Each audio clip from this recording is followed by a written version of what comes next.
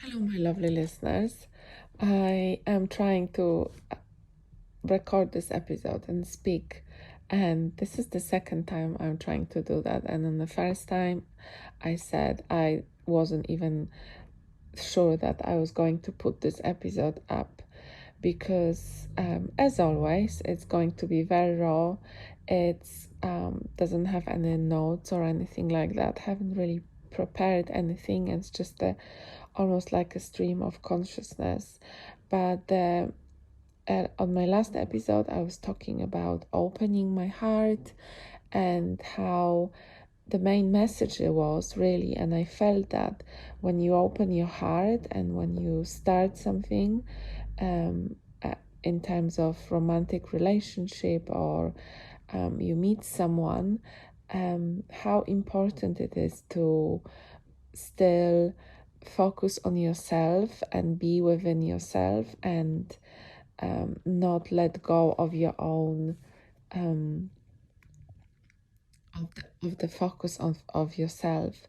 And slowly, even though I remembered my advice and I remembered what I said about not losing focus and being with your body, and I was doing all of this, but still I managed to lose myself in a way, more of a losing the feeling of safety.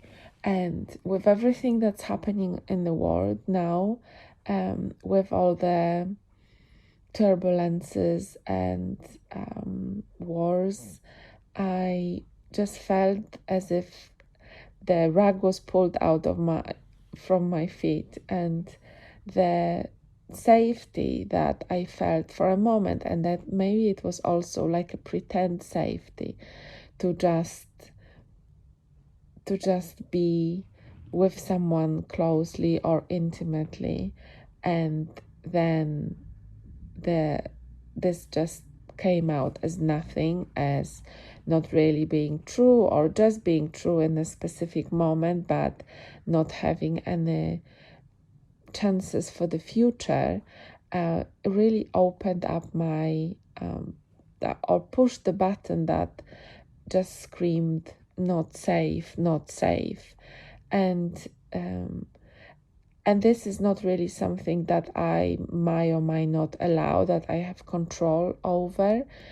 This just happened because the dopamine and the feelings of happiness or excitement rather, and everything, the energy that the other person is giving you, because the energy was definitely there, and it it does affect you. So all the energy that I was given, all the attention and the good vibrations did affect me, and kind of unregulated me in one way and put me in a specific mode. If I want to be technical, they put me in a specific mode that I wasn't really expecting, or I wasn't really ready. So I was just functioning on the third gear for the last couple of years. I was in my zone era.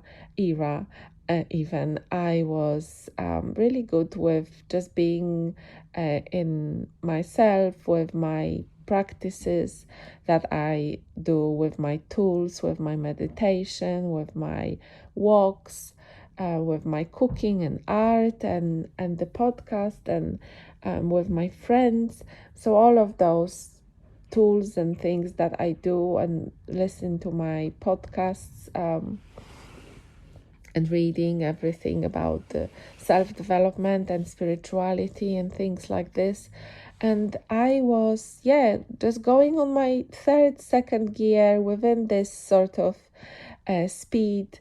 And then all of a sudden, I was put in the fourth and fifth gear, and I was thinking, wow, that's just an amazing ride. Like everything speeds up, everything is so beautiful. When you ride, there is this adrenaline, there is this dopamine, there are just those feeling like everything is just different, and then all of a sudden it was let go of, and I just left myself. Obviously I cannot go on my own on the fifth gear or on the fourth gear, going quickly back with a big jump back to wanting to be on the second and third gear, and it just doesn't, it's just not the same.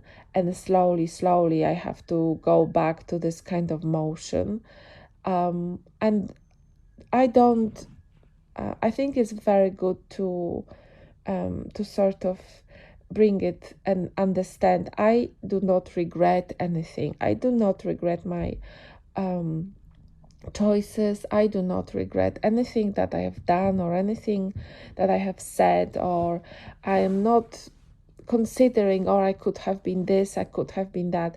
Not 90% of the time. Sometimes obviously there is the ego, and the ego says, oh, did you say it this way? Oh, if you looked this way or that way. But I think I am now in the point of life that I went through all of that, and I know that I am worthy, and I know that it's nothing to do with whatever I said or however I looked.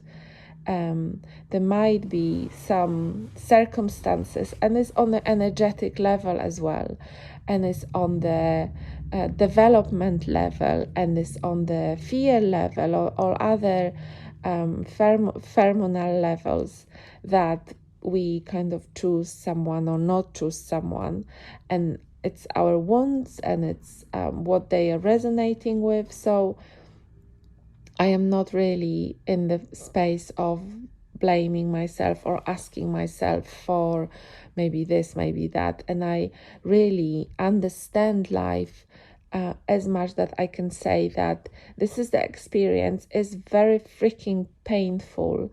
Is it's almost physically painful. It brought me to my knees again, and it brought with itself lots of crying.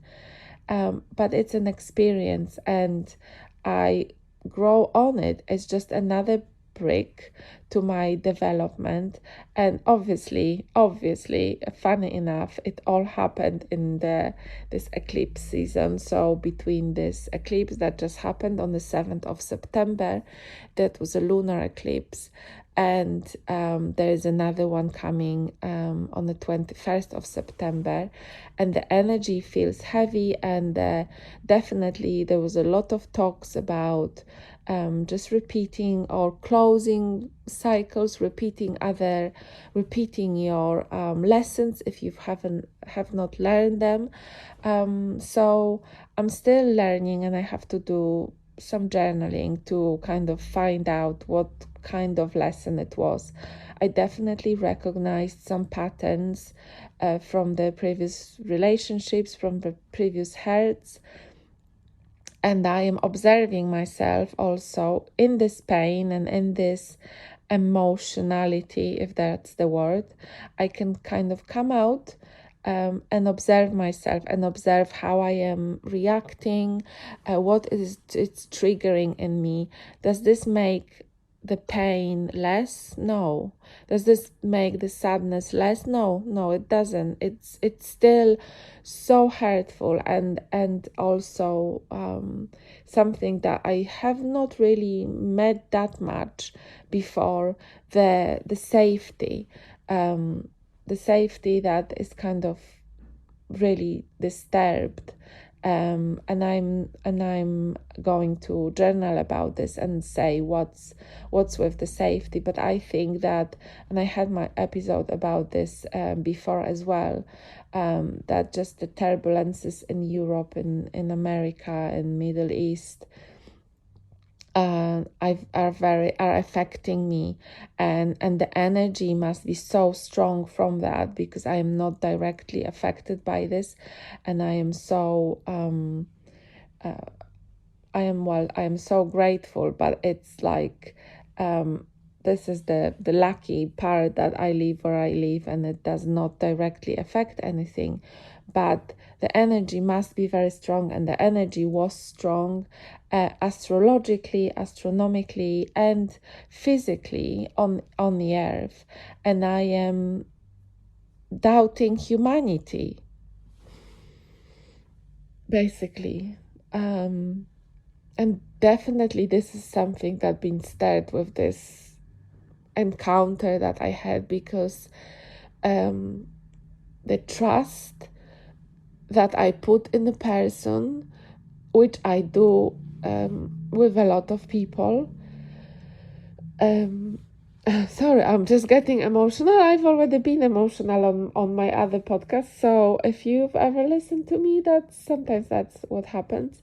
So the trust that I put in one singular person, the trust that I do give anyway, I give trust to people straight away. I am coming from the good intent. So usually when I meet someone or I see someone, I always think that they have good intent, that they are coming with good intent. And I allowed a person to come in intimately in my life, and I put on them good intention, which again they did probably have good intention. I am not saying it's bad intention.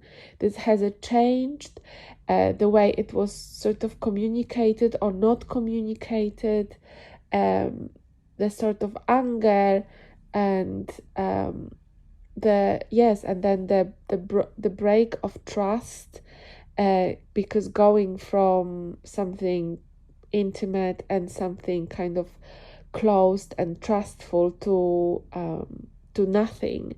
And I understand you probably recognize it if you ever had breakups, and they were kind of cold, I guess, and the person wasn't who you thought they were, and it's pretty much because I made this picture. It's not like I've been given so many lies or been someone was a narcissist or something. Is I painted this picture, is I put the trust, so much trust on something, on someone that didn't maybe necessarily deserve the trust, or I was lying to myself, or I was coming to this as a too positive, too open. But really there is no other way.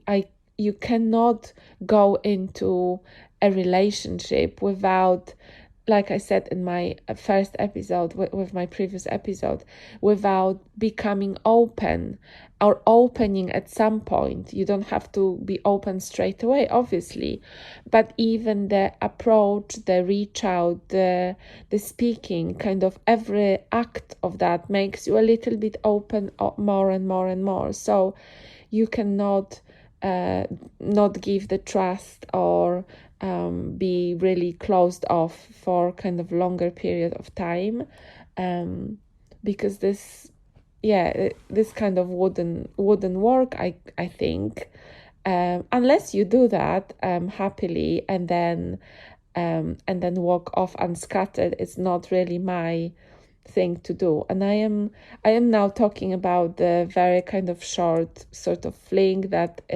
might or might not be quite intense in the relationships. Obviously, if the relationship is longer, then the openness is bigger. You are just it's hard to pretend, but in the same time, the pretending happens when you paint a picture of someone that they are not, and then you pretend to yourself that that's who they are, but that's not really the truth. And I feel like you do it first of all because otherwise you wouldn't even maybe be with this person, if you didn't have this separate picture of who they are. But you want to have this picture because you want to experience the joy, the happiness, and it kind of fits to what it is, and it kind of covers most of the points that are your like non-negotiable points. I don't know, like my non-negotiable is that this person has to work, or I don't know, they have warm smiles, things like this. It can be a whole list, and if the person on the surface does cover those points or majority of the points, but then there is a whole ocean of everything else that you don't want to look at, or you see it but you're like, that's not really important. I make it into that, I create it into that, and then you are in it. First of all, my body, like I said in my previous episode, my body really felt that. So I couldn't really sleep very well. I was agitated. I had to take like a plant medicine. I've taken GABA, by the way. GABA is a really good kind of like a suppressant, like a gentle suppressant. So for anxiety and like being all like jittery.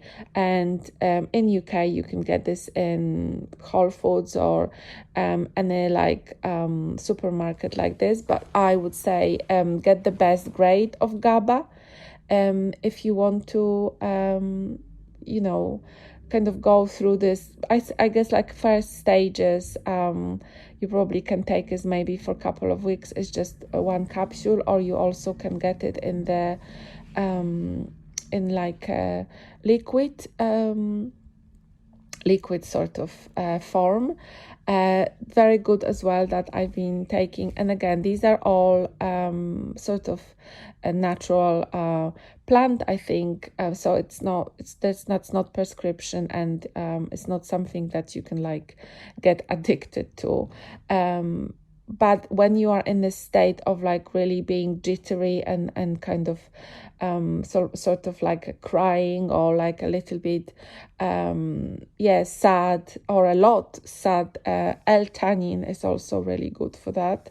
To kind of take the notch out of the experiences, the crying, the sadness, and it puts you a little bit in like a more calm environment, which I think is very important, especially for the stages, the first beginning stages of when it's happening, and when you are in shock, and when you are experiencing the pain like really strong. And I was just saying to myself yesterday, the pain that is experienced after something like this happens, I could feel it as a physical pain. It's I went through the operation 2 or 3 years ago, and I remember this physical pain and the weakness that I felt, and the kind of feeling of I don't recognize my body. I don't know when I don't have energy.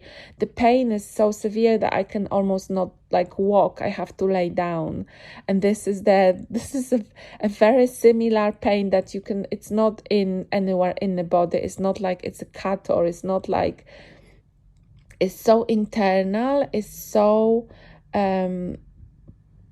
I want to say profound, but it's just very big, and it kind of encompasses all your body. And it, no wonder that when people feel like this, they just want to go in bed, because it takes the energy as if that was a physical operation. And for me, it was quite helpful to compare this, because my body, that's how my body was feeling, as if it went through some major operation, had some procedure done, and then just needs time to recuperate. And I also know how beautifully my body healed after the operation, how beautifully it functions now, how amazing it is in healing itself. And that's what I am hoping for, and that's what I know my body is capable of. So your body is capable of miracles, of healing, of going on the other side, being brighter, more healthy. And this experience, because that was a physical experience that I had, And I also remember after the operation, I couldn't get up, I couldn't walk properly, and I was thinking, that's it, that's the end of the world, that's how it's going to be forever and ever. What if I never am able to get up and walk and run and be happy? And this was very, very physical, with blood and tears, with surgeons and everything. And slowly, every day, it kind of eased up, eased down, sorry, not eased out, eased down. And with help of my friends, and I had my routines with a really good nourishing. So vegetables, fruits, soups, sunshine, and some good creams also for the wounds. And I think that is exactly the same for the anything that is not physical, for something like this, for being really disappointed, for being really taken out of the comfort zone and put into the unsafety mode, for being hurt by someone that you allowed into your life intimately, for breaking your trust. This is all like a big operation, okay? You went through a big procedure, a big operation with a lot of anesthesiologists and a lot of surgeons, and your body is now your body have been put through this experience. You came out on the other side.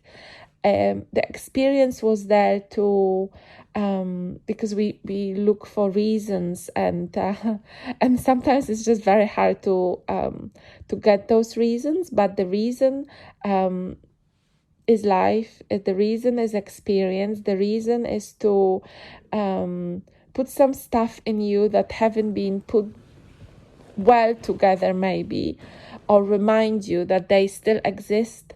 And then it's like breaking a bone and putting it back again because it wasn't kind of healed properly, maybe. I know it sounds very surface level, and sometimes some experience that are so harsh that saying, oh, that was just for experience, is not, that doesn't justify it. It's very basic.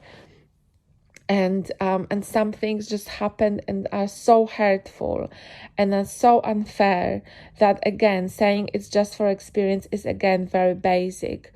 I've learned a lot, and I've read a lot of books and other things about spirituality to know that we have different paths, and we cannot compare our paths to others, because then it brings us into, that's not fair, this other person's life seems so much easier. And I was talking also about this, that it might look like this, but when you really look into the person's life and what they've been through and what they had to build around them, very often I would say is not true. And you really, if you looked into someone's, you might not want to change their life into yours. You like some elements of it, yes, that's true. You like some aspects of it. You like some ways that this person operates, and you would like to take those aspects and bring it to your life, and you are trying, but maybe it doesn't work because, I don't know, this person is so extrovert and working 100 hours a day, and you need your naps or your breaks, or you are more of introvert sometimes and you need to retreat and get your energy. So you're not going to be this person. But this is just the functionality that we've been born with. And there's really no other way to say, this is your this is your karma, this is your contract, this is what you've agreed to before coming to this earth. And then I don't know if it brings any it doesn't make things easier. It may even make you more angry of, I didn't want to sign this shitty part of my life. Why did I not sign something that I will have a happy, consistent relationship for the whole of my life? Well, sometimes, and the experience that I had recently, and what I've noticed is that sometimes in a relationship you might become so compliant and so comfortable and so fat, for example, or so just not looking into your needs, not looking into what brings you joy, what brings you happiness, that you lose that, and only coming out of this relationship sometimes brings you back your joy, your life, your happiness, your taking care of your body. And is it worth it? I leave this with you. Sometimes maybe it's more worthy to just more worth it to just stay in the whatever relationship, in the marriage, and be plump and eat sweets and watch Netflix every Saturday and just have a regular family outings, rather than looking into yourself and saying, this is what I like, this is what brings me happiness. And can you not do this while being in a relationship? Of course you can, but what brings the art, what brings the really things that are really moving us, like songs about broken heart, like masterpieces, is very much and very often suffering. So artists very often suffer. Artists are very often having lots of relationship, and lots of kind of breakups, and they are very often also narcissists, so they cannot exist without causing havoc around them. I mean, look at Picasso. I don't know if you've ever watched Picasso documentary, but this man, he just broke so many hearts. He kind of operated almost in happy moments as well. He did make those women very happy, and the happiness was on the level that when he left, they couldn't take it anymore, because that's the level the artist can bring you through to. And I had this experience as well, so I know how it feels. And the experience that I'm going through now is not on this level. And because I already went through the kind of artist heartbreak experience, I am sort of a little bit more immune. So I am hoping that the pain will go quicker. I am now in the midst of pain and sadness, and then in addition to the, like I said, to the safety which I didn't have before. So I'm going through this, and if you are going through this, I see you. And I do hope this helped a little bit. It helped me. I started this episode kind of a little bit crying, a little bit emotional, and then speaking out to you, anyone who is listening. I laid it out on the table. I kind of made a little bit of an order of everything, of the feelings, of how to approach them, of what I see, of what I've learned, of how and why I've learned it, of what was the reason a little bit, although we never kind of know the reason of this is because this and that, this is because of your karma, this is because of this is the exact lesson you had to learn, and I promise you, you are never going to go through this lesson again. We never have this control. We never actually know. It is about also recognizing when something like this comes again.